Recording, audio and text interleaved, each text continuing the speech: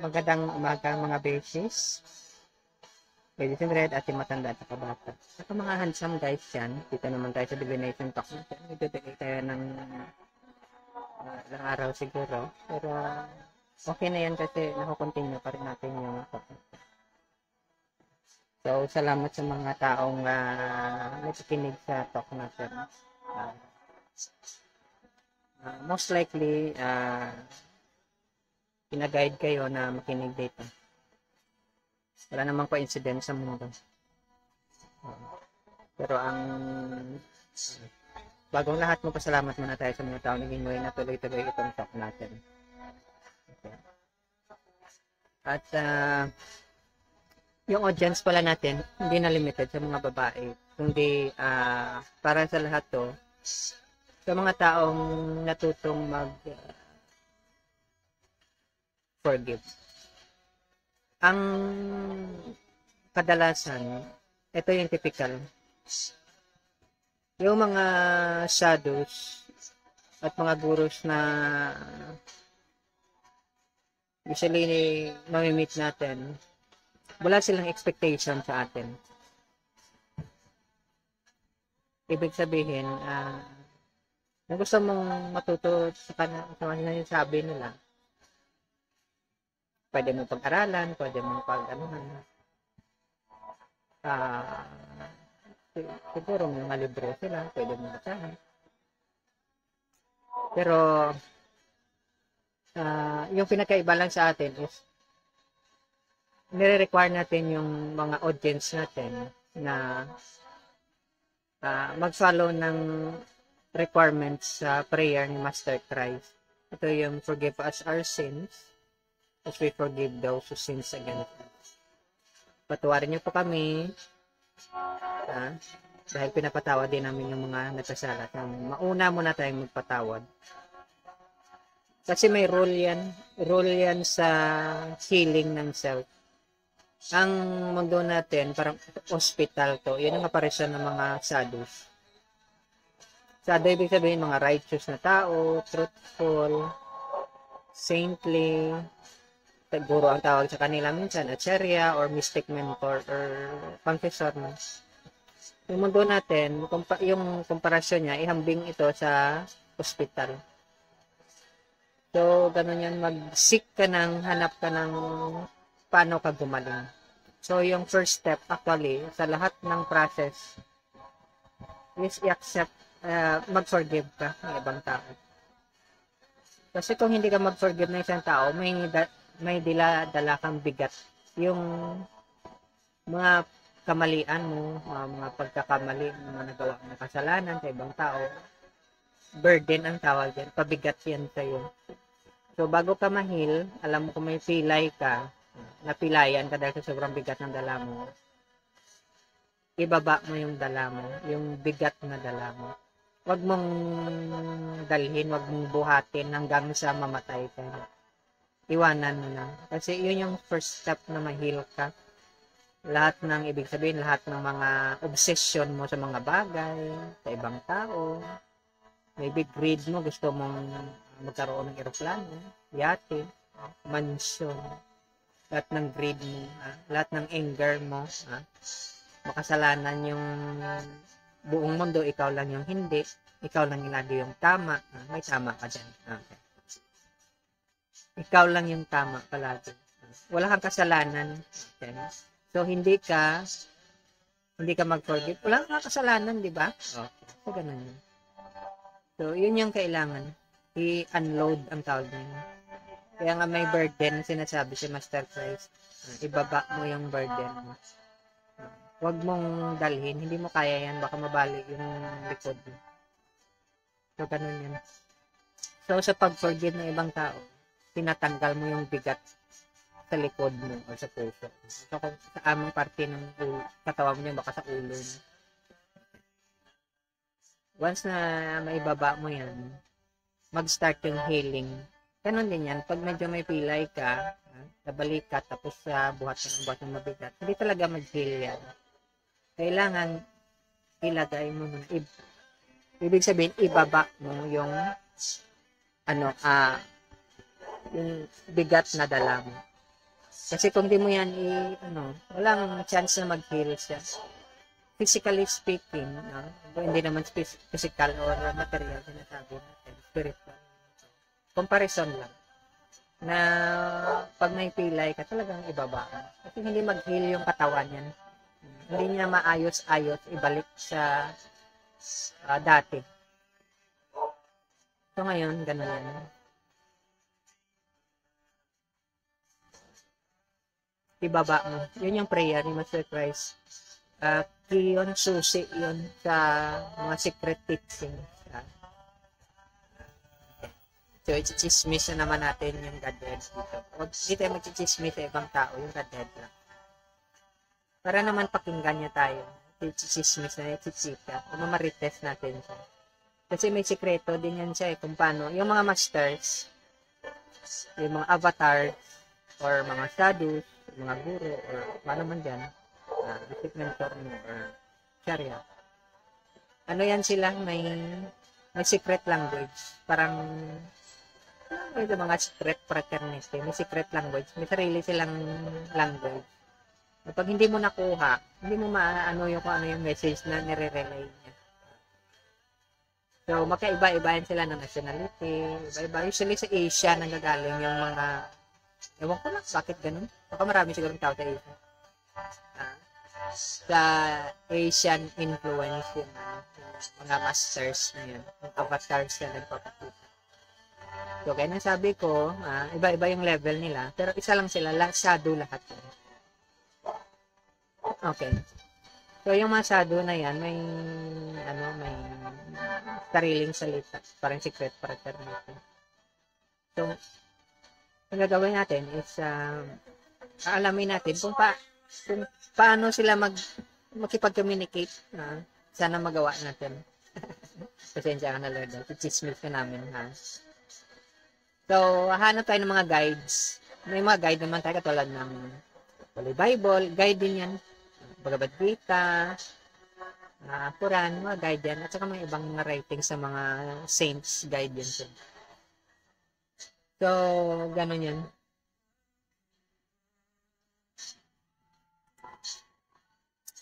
So, ang mangyayari ngayon dito, ganito yan. May ginagamit na words yung mga sadhu. Sadhu lang yung gamitin ko na word. Pero lahat yan sila. Katulad si Master Christ, sadhu yung status niya. O the guru siya. Pero sadhu itawag natin. Kasi yung mga sadhu na yan, mga righteous, mga truthful na ito. Whether galing sila sa saang tradisyon, sadhu lahat yan. So, may language sila na kung makamundo ka, worldly, materialistic ang tawag. Bill mo ko. Hindi mo makukuha yung language nila kasi akala mo yun sinasabi nila. Katulad yan, may siguro Jeff. Yung fourth way. May sinasabi, minsan may ginagamit siyang word na kailangan kumita tayo sa panahon. Lalo na sa mga panahon na medyo magandang business o baka palugi ang mga business. Akala mo pera yung sinasabi niya, hindi. Kailangan mag-profit ka. Ibig sabihin, mag-learn siya. Gumawa ka ng lesson sa maling mga choices, decision ng ibang tao. So, hindi yun makuha ng iba. Kasi akala nilang profit, material na profit. Kikita ka, di ba? Di yayaman. Hindi sikat ka sa mga friends mo. Hindi. Iyon yung katulad yung sinabi ni Master Christ na ano yung profit ng tao kung mag-gain niya yung buong mundo. Ibig sabihin ng buong mundo is lahat na makikita ng mata mo, lahat na marinig ng mata mo, matikman ng dila mo, mahawakan mo, makamundo yan. Yung mga prayers nga na iba dyan, makamundo yan. Lord, bigyan mo ako ng ganito. Lord, papasahin mo ako sa board exam. Lord, bigyan mo ako ng magandang asawa. Yung handsome, tall and dark. Yung sexy. Yung alam mo na mabango palagi. Or guwapo. Alam mo yung basketball player. Magagaling mag-dribble. Ganon yan. So, makamundong mga prayer. Lord, sana, makabili kami ng bagong kotse. Matuloy na yung transaction sa business ko sa 1 billion. Katulad na isang author siya. 1 billion yung nakinita niya sa billion dollars. Okay. So, ganun yan sa transaction. So, ganun yun. May mga ganun, makamundo. So, akala ng iba, pag nag-pray sila, is spiritual yun. Nakakalito minsan yun. Pero, alamin natin yung mga secret language, yung mga esoteric. Hindi naman esoteric yan. Alamin lang natin. Kasi, ipagkakalat natin yung kwento tungkol sa kanila. So, magtyaga lang kayo makinig. Ma'am Shiba, she's a business red at ito na kabat. Ito mga handsome guys dyan. Subukan natin katulad ng dati na natin, sinabi na pang high school lang dapat yung level. Huwag masyadong mabigat.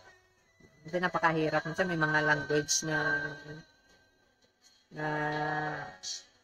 parang unusual na ginagamit. Hindi kadalasan. Ngayon, itong guide natin, tingnan natin. So, ang una, ang idea dyan is, ang una, tao. Tandaan nyo palagi. Tao yung una. Wala kang reference sa iba, tao lang. Yung tao yung kausap mo, siyempre. Pero siyempre kung God naman, God naman yung reference mo. So, after dumami yung tao, yan pumasok yung religion. Kasi wala namang sinabing religion. Kahit na yung nag-umpisa yung mga spiritual practice, wala namang religion in-introduce yan. Nagsitayuan lang yan, parang kabuti. So, balik ka sa original. Walang religion. Okay. Habang lumalaki yung religion, dumarami yung rituals and rites na ceremonies. Nakakalito. So, ibig sabihin, kung lilituhin ka talaga, at saka para sumunod ka siyempre, para kang tupa. Sheep ang tawag niya. Sumunod ka sa ritual. Kasi sabihin naman sa'yo na hindi ka naman magpakumbaba, hindi ka sumusunod sa ritual. Ganun yan. Hindi ka mabait na daga. Hindi ka mabait na tupa. Alam mo yung ganun. Hindi ka marunong sumunod. Kasi yung umuutos sa'yo is mabait din yan. Sumusunod din. Pareho yun. Parang 1984 or na story or Animal Farm. Ganun yun. Or yung tungkol sa seagull na story, si Jonathan Livingston Seagull. Pero mga ganong klaseng pag-iisip. Parang kwento yata sa story ni Franz Kafka yata. So, ganon yan. Pero, ang sinasabi naman ng mga masters, equally din ng master price, yung, mga laws na yan, o religion, made for man. Hindi yung tao made for religion. Baliktad ngayon, yung tao naging made for religion. May kasabihan dyan na, para kung pumasya yung sapato sa paa mo, putulin mo yung paa mo. Hindi ganun. So, ngayon, pag pumapasok ka sa isang religion, o pinanganak ka sa isang religion, nangyari dyan, ipuputulin mo yung paa mo. Daliri, yung paa mo. Pero hindi kailangan. Kasi pag pinutol mo yan, wala na. Ganun yung nangyayari sa iba. Hindi sila actually happy sa religious institution na kung saan sila. Lalo sila nagagalit. Naiinis. Minsan yung iba, binabaling nila sa mundo yung galit nila, yung inis nila. Whether Christian ka, Catholic ang tawag nila, Christian, Orthodox. Whether Protestant ka, Christian din yun. Whether Bharatvarsha, Hindu, or anong tawag mo dyan, Jain, whether Buddhist ka, whether Sikh ka, whether Islam yung practice mo, or whether Judaism. Kung ano man yung religious practice mo. Nababaling minsan sa ibang tao. Dahil effect yun ng constraint or ibig sabihin, paghihigpit ng religion mo. So, wala kang outlet ngayon sa galit mo. So, instead na magkaroon ka ng peace of mind, magagalit ka. Ganon yung mga ibang tao. Actually, yung galit ng ibang tao, lahat ng tao, yung galit nila, hindi yun sa ibang tao. Galing yun sa puso nila. So, pag matindi yung anger mo, lalabas yun sa ibang tao. Pwede rin yung sa mga hayop. Mas malaga yung hayop kasi sa tao. Ginawa mong sa practice ng mga sa loob, ang tao niya may alibay ka, ginawa mong reason yung ibang tao, practically yung anger sa loob mo yung galing. Wala pong anger, galit na galing sa labas, sa loob galing yun. Kasi yung feelings, yung emotion, galing sa'yo, wala naman sa labas. Kung magalit yung ibang tao, sa kanila galing yun, sa feelings nila, hindi yun sa'yo. Kaya nga kung yung mga bata, nawawala ng control sa sarili, naiinis sila, nagiging impatient sila, dahil sa paghihigpit yun. Kaya nga minsan may masasabi yung mga bata, kaya nga pag hinigpitan mo yung isang tao, later on, lalabas yung anger mo. Kasi ganun yung nature ng mundo na to. Yung isang nature ng mundo na to is anger or passion ang tawag nila. Rajagunas ang tawag nila sa Bhagavad Gita. So, mag-express yan. So, ngayon, ito yung pangit. Kasi ganito naman talaga yung mundo. Sub-sub ka sa trabaho. Sub-sub ka sa ginagawa mo. Hindi mo ma-accomplish yung gusto mo. Magagalit ka ngayon. Akala mo, yung inis mo sa ibang tao, sa pamilya mo, sa mag-anak mo, ibang kaibigan mo, hindi sa'yo galing yun. Kasi ikaw yung may-ari ng emotion. Yun yung pinaka-reason. Ikaw yung may-ari ng feelings or emotion na yan. Hindi ibang tao. Depende sa'yo kung itapon mo sa labas o i-resolve mo sa loob. Yun yung hindi nakita ng iba. Kaya nagkaroon ng imbalance yung ibang tao. Kaya pumapasok yung depression, manic depression, obsession, gano'n yun. So, ganun pala yun. Kaya nga yun yung sinasabi sa Bhagavad Gita at saka sa mga nagsismis tungkol sa Godhead. Yung sinasabi niya, ganun yung nature ng mundo. Kung matalino ka, huwag ka dyan. Yan ang sabi ni Krishna kay Arjuna. Wala. Matalino kang tao, hindi ka dapat ganyan. Hindi mo dapat, ang tawag dyan, spill over. Ibig sabihin, itapon mo yung sa loob mo, yung kape mo, yung tsa, o kung ano mo dyan, itapon mo sa labas. Instead na inumin mo, itapon mo. Nag-spill over ang tawag dyan. Sa psychology, ganun din yun. Mga therapy, nag-spill over ka. Projection ang tawag ng iba. Okay. So, sakit yan. Sakit ang tawag dyan. Hindi naman sakit in the sense na ma-hospitalize ka or hindi ka makatrabaho ng maayos. Hindi sakit yan. So, ganun. So, yun minsan yung hindi natin intindihan. Bakit hindi sila papatol sa mga chika-chikang iba? Kasi wala namang kwenta pala. So, ang totoo dyan, dahil ng sinabi ko, yung happy na tao, dalawa lang. Yung baliw, nasiraan ng bait. At saka yung mga shadow, mga avatars, mga guru, acharya, mentor, mga righteous person na tao, saintly. Sila lang yung happy. In general, shadow sila. Sila lang yung happy. Oo. So, dalawang klase pala yung shadow. Yung isang shadow is, nang ipanganak siya, nagkaroon siya ng physical body, material body. Pinapakita niya yung perfection niya. Yung iba is perfect na sila. Pero kailangan nilang i-train yung katawan nila. I-align yung katawan, tawag dyan. Para tumugma sa perfection nila. Pero lahat ng shadow perfect yan. Wala yung pinagkaiba. Lahat ng shadow. Sa ang religion man siya, ano man practice, kahit na yung Wiccan man siya, Satanism ang tawag mo dyan, or ano man dyan, Druidism, Shamanism. Lahat ng mga sado, perfect yun. Yung iba, simultaneous, katulad ni Krishna at saka ni Lord Ram, perfect, na manifest nila agad yung perfection nila. Yung katulad ng iba, may certain time na darating, may time na nalalabas na i-manifest nila yung perfection nila, yung pagiging sado nila.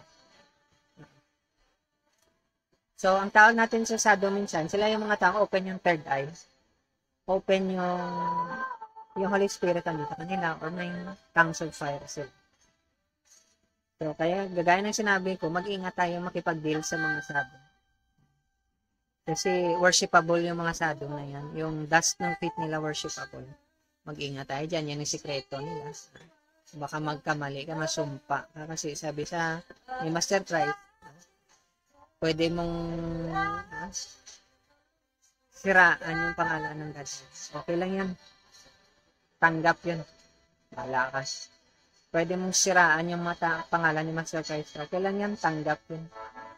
Pero, katulad ng Ten Commandments, once na nagkasala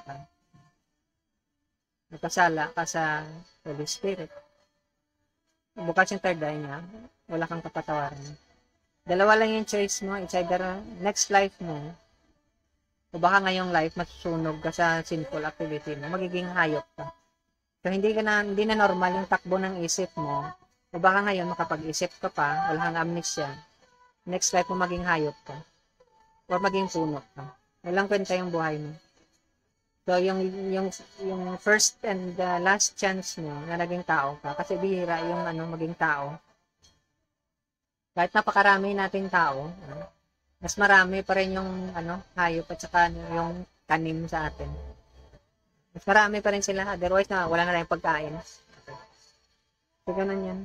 Mas marami pa rin sila. Na-lose mo yung chance kasi yung purpose ng buhay mo. Ang pinaka-purpose ng buhay mo, kahit nasabihin natin ma-remember mo si God. Actually, ma-meet mo yung sado. Once na hindi mo na-meet yung sado na naging tao ka, may certificate ka na it's either maging hayop ka o maging tao. Ay, maging hayop ka o maging tanim ka. Sana wag ka naman punta sa hell. Ganun yun. So, hindi madali hanapin yung sado kasi ilan-ilan lang yan sila mag-appear yung mga sado. Kaya nga kung titingnan mo, usually sa panahon na preserve yung teaching sa mga sado, at a certain time, 2 lang yata o 3 yung mga sado na nag-a-appear. Nagpapakita sa place. Yung iba dyan hindi pakita. Kaya nga yung yung mga sado minsan, napakalakas nila. Matagal mawala yung teachings nila. Kasi may mga very strong din na mga sado na nag-assist sa kanila. Pero once na wala na yung sado, wala na yung chance mo. Kasi ang secret dyan, walang mag-relate sa'yo ng chika-chika tungkol sa God. Hindi mo na siya mamarites. Wala ng tao kasing kausap. Ngayon, ganyan yan. May mga ibang tao na na-meet nila yung sado. Hindi nila na-take advantage yung dust ng feet ng sado. Wala silang peace of mind. Hindi talaga sila magkaroon ng peace of mind kahit itaga mo pa yan sa bato. Hindi ka magkaroon ng peace of mind. Yung iba dyan, akala mo simple yung damit nila, mga markings sa katawan. Damit at katawan at markings lang yan. Walang peace of mind dyan. Kaya nga sabi nila, ng mga sado, yung false ego, antindi niya. Ang tawag sa psychology ng false ego, self-esteem, yung amor proprio mo, yung pride mo. Yung mga sado, kaya nilang i-give up. Alam mo yung gawa mo na masama, yung sado, pag nakawan mo yung sado, punitin mo yung damit ng sado, itapon mo yung mga gamit ng sado, tolerable sa kanya. Kasi alam niya, may treasure siya, may kayamanan siya, na hindi mo pwedeng makuha. Minsan yung ibang sado nga pinapatay, sinasaktan. Pero hindi mo makuha, kasi alam niya, yung kinuha mo sa kanya, babalik din naman yun. Pero yung treasure niya, supposed to be makukuha mo dahil ibibigay mo niya rin sa iyo, hindi mo makukuha. Kahit ibigay mo sa kanya, hindi mo ibigay niya sa iyo pala. Hindi mo rin hindi ka rin ready mo ito tanggapin. Kaya yun. Kaya nga magkasabihan na huwag mong itapon yung pearl mo sa mga baboy. Wala rin mangyayari. So, para kang nag-alaga ng aso at saka ng baboy. Yun yung hindi ginagawa ng mga shadow. Yung mga ibang shadow is very, lang sila, very, yung mga katropa ng Godhead. Sabihin na lang natin yung Godhead, tawag natin sa kanya ay si Krishna o si Allah o si yung mga katropa niya. May mga dala-dala yan silang mga precious stones. Iba-iba yung precious stones na yun. Yun yung symbolism ng ng ephod. Yung sa chest ng high priest. Yung symbolism ng precious stones ng high priest. Lang yung panglabas para ma-remind yung mga taong materialistic na may precious stones pala. Pero yung precious stones yan, wala dyan sa labas. Nakatago yan. Iniingatan nila. Hindi nila ilalabas yung tunay dyan. Baka nakawin. Ganon yan. So, ganon yan. So, para ma-impress, kasi yung mga demons, yung mga walang, hindi bukas yung third eye nila, na-impress sila sa panglabas. Maganda yung make-up mo. Maganda yung gupit ng buhok mo. Maganda yung damit mo. Na-impress yan sila yung mga demons. Pero yung mga katropa ni Krishna or ni Allah, ng Godhead, mga katropa niya, mga ka-frat niya, kabro niya. Hindi yan na-impress. Natatawayan nyo yan. So, ganun yun. So, yung mga demons, hinahanap nila yung gemstone na yan. Yung isang gemstone na yan is yung peace of mind. So, ngayon, kung hindi mo alam yung secret language nila, hindi mo makukuha yung gemstone, yung peace of mind ng gemstone. So, ngayon, ikaw, as demon, maghanap ka ngayon, baka hanapin mo sa anak mo, baka hanapin mo sa partner mo, wife mo, husband mo, nananaginip ka. So, baka hanapin mo sa mga katropa mo rin. Baka sa simbahan. Hanapin mo, hindi mo makikita. Dahil hindi ka nga membro ng federasyon. Federasyon Godhead. Okay. So, ganun yan. Hindi ka membro ng federasyon ni Hashim. So, ganun yan. Nakakalungkot naman. Alam mo kung ano nangyari sa'yo? Kinarot and stick ka. Ilagay sa harap mo yung carrot. Halika rito, halika rito. Ito yung gawin mo para maging happy ka, para maging successful ka. Yun yung sinasabi ng iba. May mga success quotes na yan. Kahit sino yung mag-offer sa'yo. Ito, hanapin natin yung ibang dimension. Mag-astral travel tayo. Mag-remote viewing tayo. Kunwari magpe-pray tayo, mag-meditate. Kinarot ka. May in-offer sa'yo. In the end, stick yung labas niya. Babanatan ka niya. Sana ngayon, miserable yung buhay mo hanggang sa matroma ka. May mga iba dyan na trauma sila actually sa mga religious or spiritual group na sinamahan nila. Kasi kinarot and stick sila. Ganon yan dahil hindi pa bukas yung third eye mo. Once bukas yung third eye mo, makilala mo ngayon kung sino yung katropa ni Hashim. Pag nakita mo yung katropa ng Hashim, kilala mo na sila kasi parang magkapareho na sila ng gamit ng mga demonyo. Demons, mga materialistic na tao. Ganon yan. So once alam mo na makisali ka sa kanila. Pag nag-uusap sila, alam mo na, nakikinig ka ngayon. Once makikinig ka, malalaman mo na, ito pala yung sikreto ni Hashim. Ganon yan.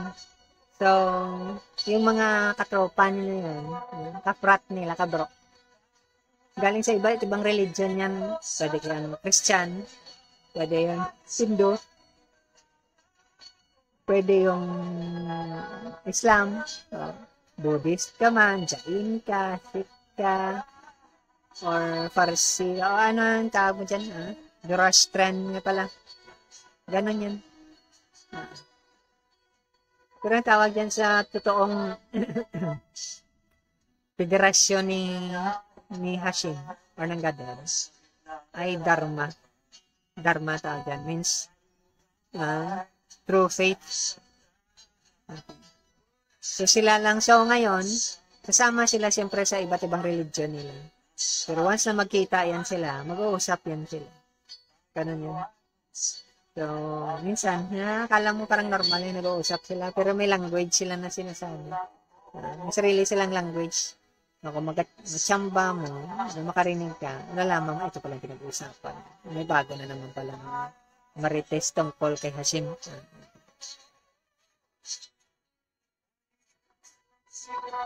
So ngayon, lahat yan supposed to be isa lang yung yung Dharma. Pero dahil sa ipinapanganak kasi yung mga demons na yan. Actually, yung parents mo, ikaw, yung nag-qualify, o nag-train ka na maging demon ka. Kasi hindi ka naman talaga by nature demon. Nagiging demon ka lang. Alam mo yung ninakaw ka ng isang wolf, tinrain ka na maging wolf, pero sheep ka. Akala mo sheep ka, nangangain ka ng meat. Kumakain ka ng karne. Hindi sheep ka, damo yung kinakain. Mabait ka. Hindi ka pasaway, ha? Pero yung iba dyan, pasaway. So, ganun yan. So, malalaman mo rin sa klase ng food na kinakain nila. Kadalasan sa mga katropa ni Hashim o ni Krishna, ang tawag na Godhead, ay usually mga healthy foods, healthy living. Ganun yun. Pero siyempre may mga nakasali din dyan. Hindi healthy yung lifestyle nila. Pero sige, okay lang. Mabait naman sila. Yung mga katropa ng Godhead. Mabait sila. So, mag-uusap ngayon sila sa iba. Hindi naman sila violent. Respectful sila. Ganun yun. Ngayon, ang pinaka-purpose talaga ng Dharma is, baliktarin ko yung guide ko, Maalala mo muna yung Godhead. Sa maalala mo yung Godhead, matuto ka ng magmahal. Akalang ng iba, pwede kang magmahal. Pwede kang merciful. Pwede kang maging righteous. Tapos, saka mo maalala si God. Hindi pwede. Baliktad po yun. Maalala mo muna yung Godhead bago mo matutunan yung pagmamahal. Yan yung hindi alam ng iba. Akala nila, nasa tamang edad na ako. Alam ko na kung paano magmahal. Mali po yan. Kaya nga, ang daming sirang relationship. Kasi akala ng iba, marunong sila magmahal. Hindi. Hindi po pwedeng yung isang konting river mo, pwedeng matuyo yan. Pero yung dagat, hindi. Dapat alam mo muna yung dagat. Saka makita mo yung kung saan dumadaan yung tubig ng dagat. Ganon yung pagmamahal. Mag-start yun sa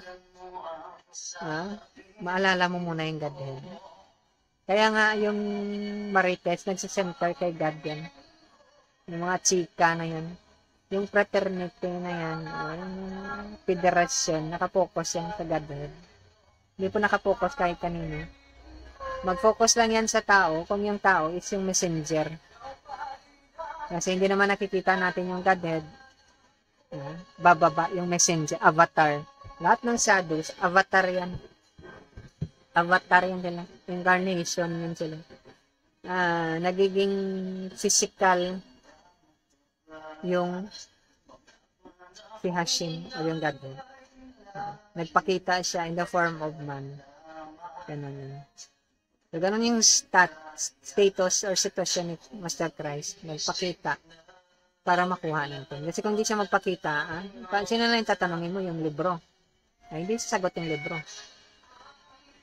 Kaya yung mga iba na mahilig mag-memorize, meron iba dyan, ang galing-galing nilang mag-memorize. Alam mo, naka-record pa yung mga chismis. Huwag kang huwag kang maloko dyan sa mga nagre-record ng chismis. Para yung mga kolektor ng pera, nagre-record sila dyan. Makinig ka sa taong alam niya talaga yung chismis. So, yung mga sadhu na yun, mga perfected human beings sila. Dalawa, kaya sabi ko, dalawa yung perfect na tao.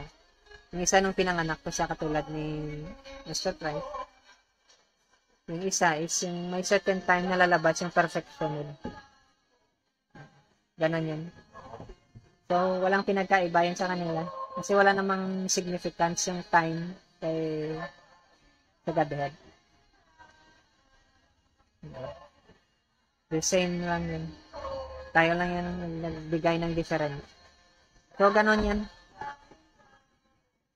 So, ngayon, dahil yung purpose ng Dharma is para remembrance. Ang papel ng mga messenger na yan is para i-remind ka, ma-remember mo yung Godhead. Kasi dahil sa lasing tayo sa kamunduhan, materialism, lasing tayo. Akala natin, nakikita natin yung pagmamahal, yung success, na wala yung Godhead. Hindi po mangyayari yan. Once na na-remove yung Godhead sa picture, si Hashim, si Allah, si Krishna, kung sino namang tawag mo dyan. Pag na-remove siya sa picture, wala yan. Kahit ano pang sasabihin mo. Magiging successful ka, magiging millionaire ka, magiging happy ka. Hindi po mangyayari yan.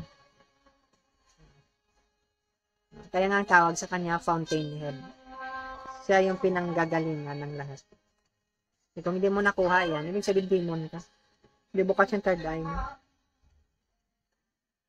Yun ang pinaka-end ng remembrance ng Godhead o ni Hashim o ni Allah. Ano yung pinaka-object nila? Maging happy ka. Kaya nga, pag na-uto ka ng mind mo, ng material nature, carotene stick ka. Hindi happiness yung ending mo. Ang daming taong namatay na hindi talaga sila happy. Ang dami nilang regret sa buhay. Nagsisisi sila sa dinaanan nila. May mga na-learn sila na lesson, na-accept nila siguro ng certain things, pero hindi sila happy. Kasi kinarotene stick na sila. Yung ending mo, stick yung ending mo, babanatan ka. Ending. Pero yung object talaga ng Dharma is maging happy ka. Pwede ka naman maging happy ngayon. Kaya lang dahil yung false ego mo, makapal yung ahangkara tawag yan. Napakapal ka, hindi ka happy. Ang happy lang na tao, ay yung sinorender na yung false ego niya sa mga sadhu. Kaya nga sinasabi ko sa mga nakaraang kontak, hanapin nyo yung sadhu kung saan kayo. Dito sa atin, bakit tinawag tayo na Maharlika? Mahar means great or maha. Yung maha, ginagamit lang yan sa mga food na in-offer sa Godhead. Bakit tayo Maharlika? Kasi dito supposed to be, magagaling din ang mga sadhus. Dito mag-incarnate yung mga avatars. Mga saints na mag-raise ng consciousness ng ibang tao. Pero dahil sa medyo hindi tayo ready.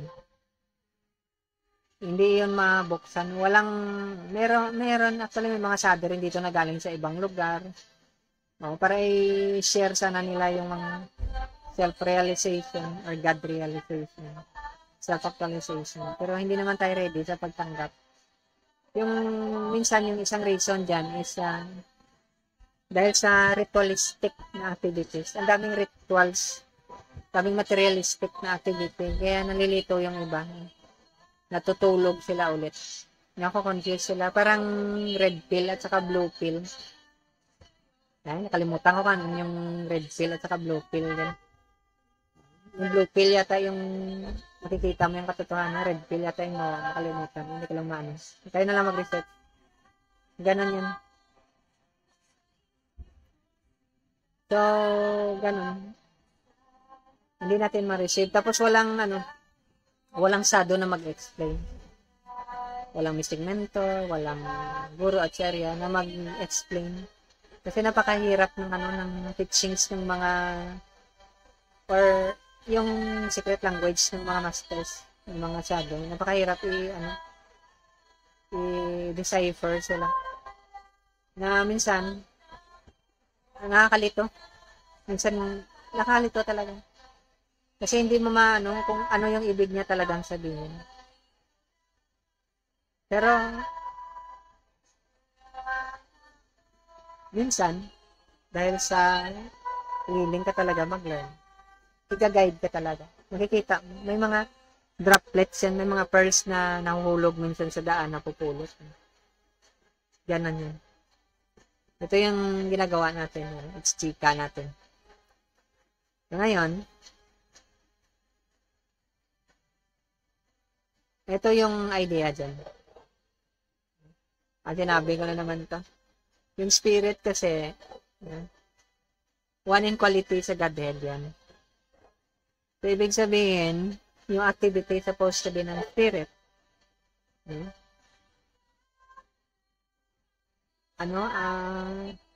Maging buo siya, maging isa siya. At saka spiritual yung activity niya. Ang nangyari, nagkawatak-watak yung mga spiritual practice, religious practice. Kasi isang body lang siya, isang katawan siya, pero nagkawatak-watak.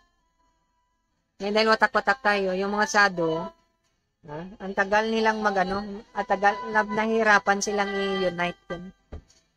So, yung sinasabi nilang maharlika, yung isang maharlika lang. Dapat isa lang sana yun. So, itong country natin, dahil tinatawag siyang maharlika, ang dami sana mga saint dito. Mga sado na tinatawag. Pero ewan ko, mga sado. Wala pa ako na-meet ng sado talaga. Yung iba dyan, puro magic. Pero mystic.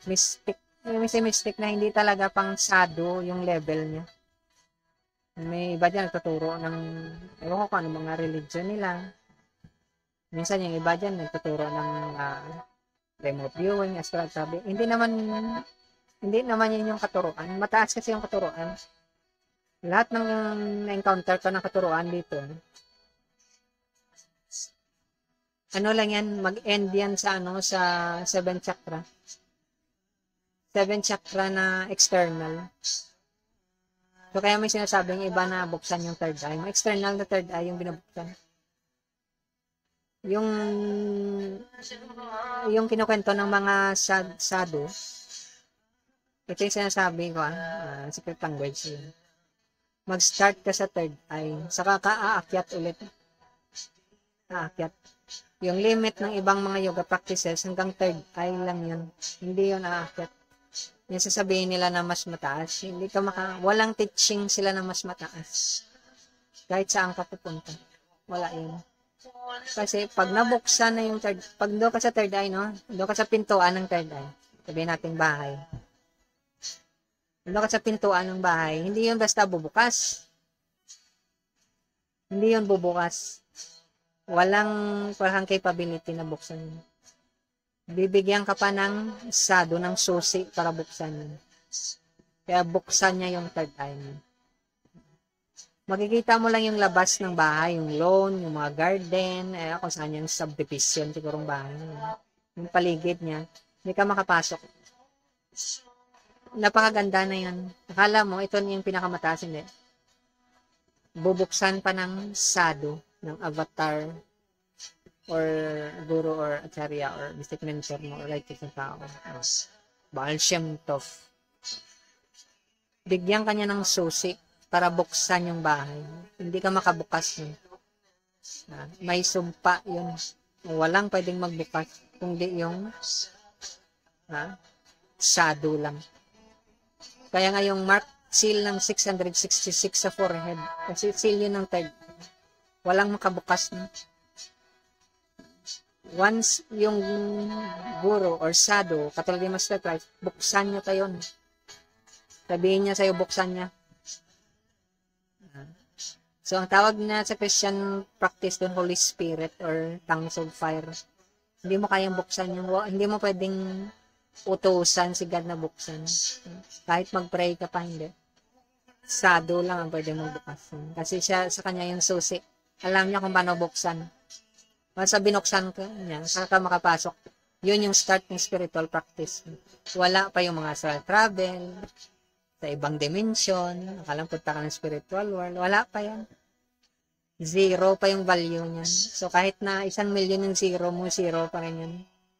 Magiging may 1 lang yan pag nabuksan na yung third eye mo talaga. Yung third eye mo, yun yung pintuan. Alam mo nakapasok, hindi ka pa makapasok din. Yun yung nila. Kaya nga kung tingnan mo, yung symbol ng mga iba, Freemasonry or Masonry, or kung ano mga practice, may pyramid na may third eye yan. Hindi ka makapasok dyan hanggang hindi ka lumampas sa 33 degrees. So, hindi ka makapasok kasi shadow lang ang pwedeng magbukas yan. Yung temple na tinatrabaho ng Mason o Freemason, yun yung temple na sinasabi ni Master Christ. Shadow lang. Walang pwedeng magbukas nun. Kasi si God mismo yung nag-lock niya. Hindi mo kayang buksan. Once na binuksan na ng shadow yan, sa mercy niya, kaya nga yung dust, sinasabi natin na dust ng shadow, o yung water na hinuga sa paa ng shadow, kung di mo matanggap yun. Ewan ko lang sa'yo. Sayang yung buhay mo. Tao, mukhang tao ka nga, pero hayop ka. Kasi hindi mo inabot yung level ng tao talaga. Hindi bukas yung third eye. Magiging tao ka lang. Kung bukas yung third eye mo. Pag hindi pa bukas yung third eye mo, sa level ka pa ng hayop at saka ng mga tanim. Ganun yun. Akala ng iba, gumagawa sila ng religious sa spiritual duty, mga worship sa temple, mga worship sa churches or sa nila, mga sacred places. Wala pa yan. Sa level lang yan ng katawan. Kaya nga kailangan buksan talaga. Mercy ang tawag dyan. Shaktipat. Buksan mo na ng spiritual master or shadow yung third eye mo. Saka mo makita yung ginagawa mo. Nakikita mo yung activities ng Godhead. Nakikilala mo yung mga shadow. At saka ka mag-associate. Kaya nga may Bani at saka Bapu. Importante yung presence. So, yung presence, doon manggagaling yung instruction. Physical presence saka instruction. Once na mawala na yung physical presence, napakahirap ng instruction. Kaya kailangan mo ng shadow. Kasi, yung mga nakasulat sa mga scripture, sa mga sacred writings, instruction yan. Pero kung walang living master, buhay na shadow, ako, nahirapan ka. Yung bukas mo na third eye, para kang lamb. Hindi na nurture yan, hindi yan mag-grow. I-nurture pa yan ng living master. Nakakalungkot. Akala mo, yung mga gods and goddess, wala na yan sila. Yung minsan may narinig ako dyan, may nag-worship sila sa mga female goddess, o kung sino mga gods dyan. Minsan may iba narinig ko, hihikati pa nga. Wala na yan sila. Yung living master yung kailangan mo. Kung may shamanic tradition, may druidic tradition, living master yung kailangan mo. Kasi yung seal na yan, para maintindihan mo lahat ng teachings, para maging buhay sa'yo, buksan mo na ng living master. Buhay physically buhay na master. Pag wala kang living master, hindi mo na-serve yung purpose ng buhay mo.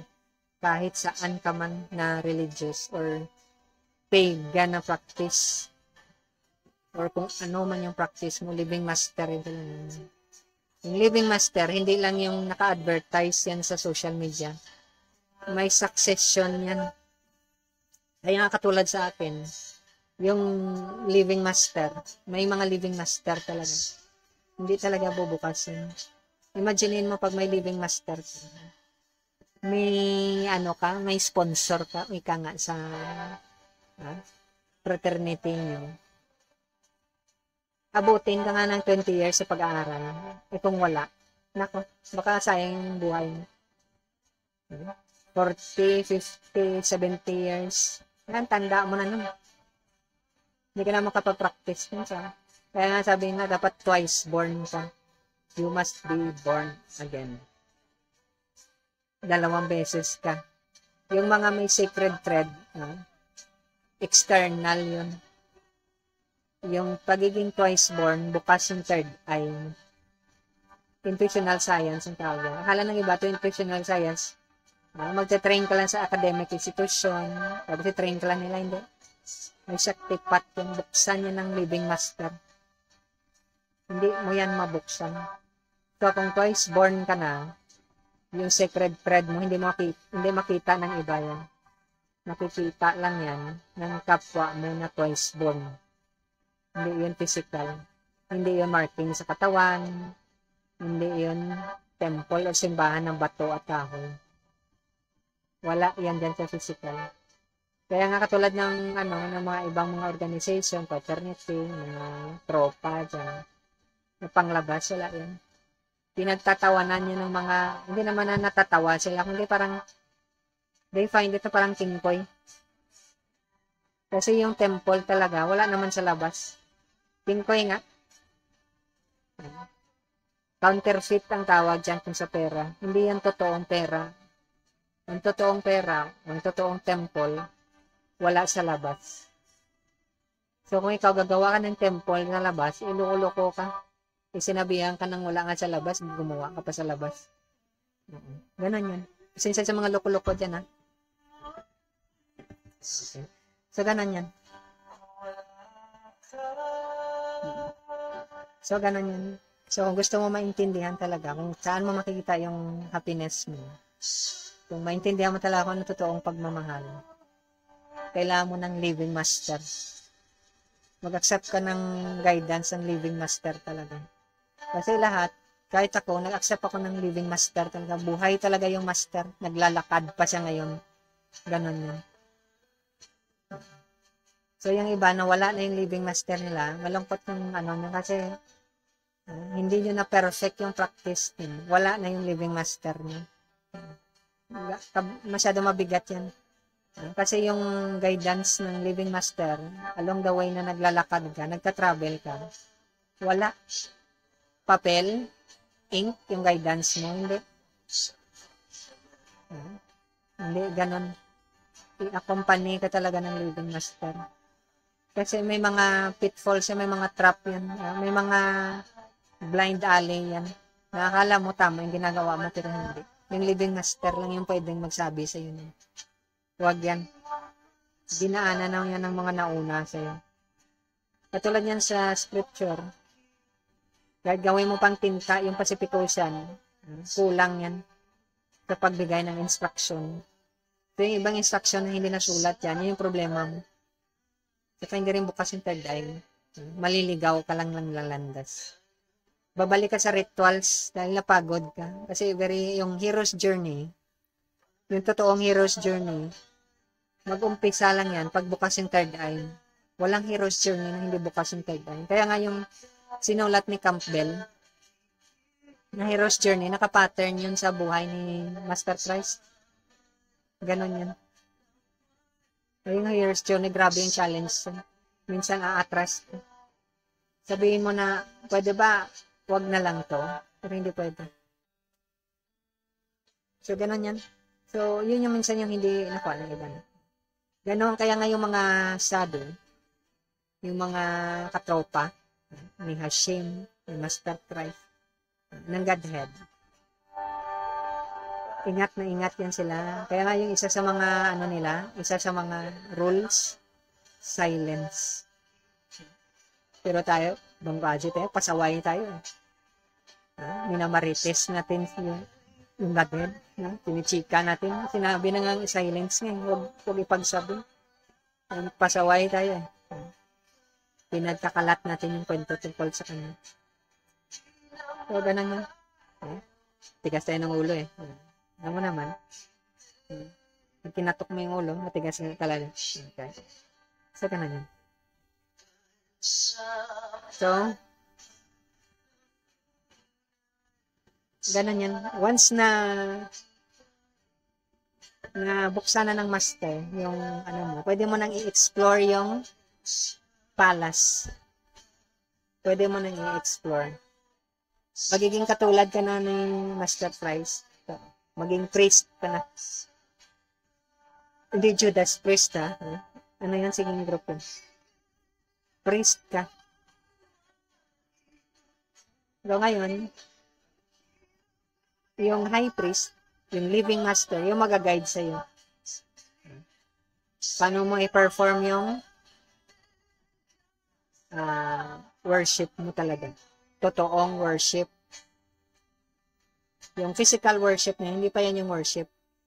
Outside, external worship ang tawag dyan.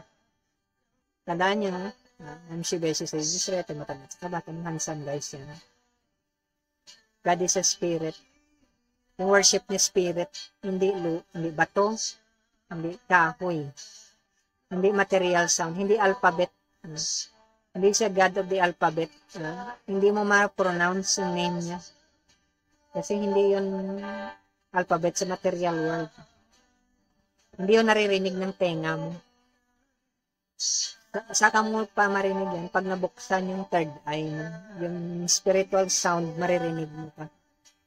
Pag sarado yung spiritual sound, walang makarinig ng sound mo.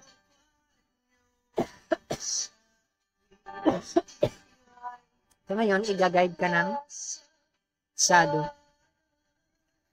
o ng avatar. Paano mo marinig yung spiritual sound? Hindi, yun yung mga mantras na binibigay nila. External sound yun. Yun yung sound na maririnig mo sa material world. Yung sound sa spiritual world, hindi yung maririnig sa material world.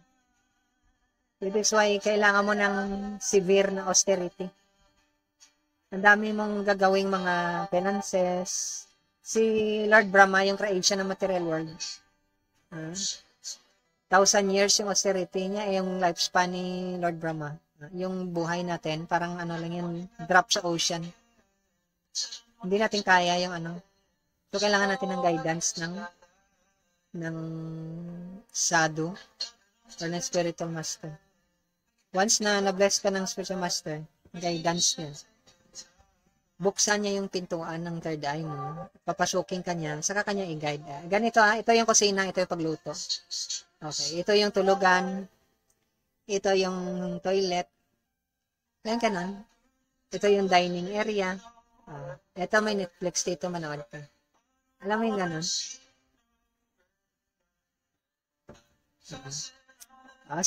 Mayroong garden dito, ito yung gagawin mo. Ganun yan.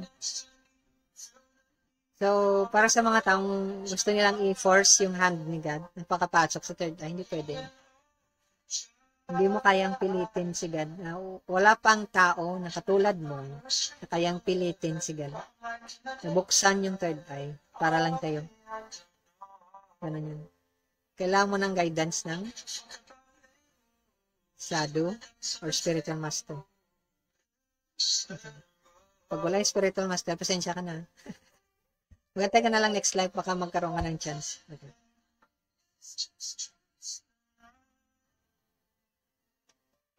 Okay. So, ang ituturo lang naman ng mga master katulad ng idea ng ng mo. Hindi mo. Maharlika. Greatness. So, para sa mga taong gusto nila maging part ng Maharlika, hindi yun membership sa political party. Hindi yun na grupo, tropa-tropa, hindi.